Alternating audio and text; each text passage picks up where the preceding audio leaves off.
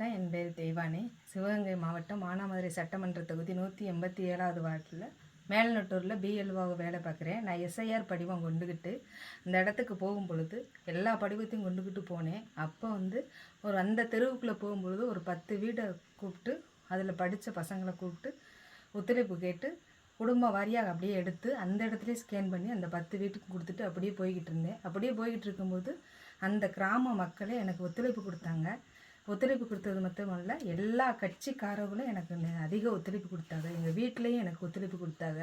தேர்தல் அதிகாரிகளும் எனக்கு அதிக ஒத்துழைப்பு கொடுத்தாங்க.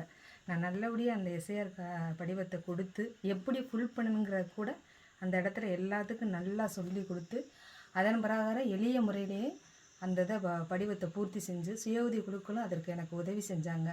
எல்லா இடத்துலையும் எல்லா குக்கிராமத்துலையும் நான் போகும் பொழுது எனக்கு எல்லா இடத்துலையும் ஒத்துழைப்பு கிடச்சிச்சு. எல்லா மக்களுடைய தயவும் கிடச்சிச்சு.